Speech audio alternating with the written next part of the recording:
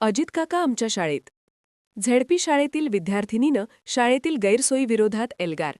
थेट उपमुख्यमंत्र्यांना पत्रातून सांगितली दयनीय अवस्था. बीडमधील जिल्हा परिषद शाळेतील विद्यार्थिनीने थेट उपमुख्यमंत्री अजित पवारांना पत्र लिहून शाळेतील व्यथा मांडली आहे. या पत्राने शिक्षण विभागात खळबळ उडाली असून भ्रष्टाचाराचे गंभीर आरोप होत आहेत. कागदावर प्रोजेक्टर पण शाळेत पिण्याचं पाणीही नाही. अंकिताने आपल्या पत्रात शाळेतील दुरावस्थेचा पाढाच वाचला आहे. शाळेत पिण्याचे स्वच्छ पाणी नाही, स्वच्छतागृहांची दुरावस्था झाली आहे, तर वर्गखोल्यांमध्ये बसण्याची सोय नाही असे तिने नमूद केले आहे.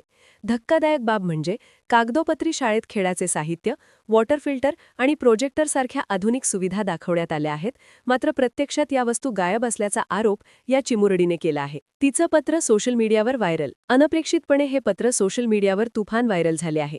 एका सामान्य शेतकरी कुटुंबातील मुलीने थेट राज्याच्या उपमुख्यमंत्र्यांकडे आपली तक्रार मांडण्याची हिंमत दाखवल्याने तिचे सर्वत्र कौतुक होत आहे.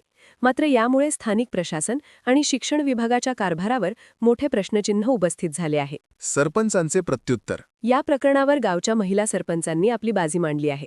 माझ्या गावातील मुलगी उपमुख्यमंत्र्यांना पत्र लिहून तक्रार करते, हाच आमचा विकास आणि प्रगती आहे, अशी खोचक प्रतिक्रिया त्यांनी दिली. शाळेतील भ्रष्टाचाराचे आरोप फेटाळताना त्यांनी सांगितले की आम्ही कोणत्याही चौकशीला सामोरे जाण्यास तयार आहोत. प्रशासनाने या प्रकरणाची सखोल चौकशी करावी. हक्कांसाठी उठलेला आवाज. अंकिताच्या या पत्रामुळे व्यवस्थेविरुद्ध दाद मागणाऱ्या एका नव्या पिढीचे दर्शन घडले आहे.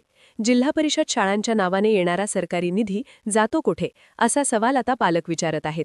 उपमुख्यमंत्री अजित पवार या पत्राची दखल घेऊन शाळेचा कायापालट करणार का, याकडे संपूर्ण बीड जिल्ह्याचे लक्ष लागले आहे.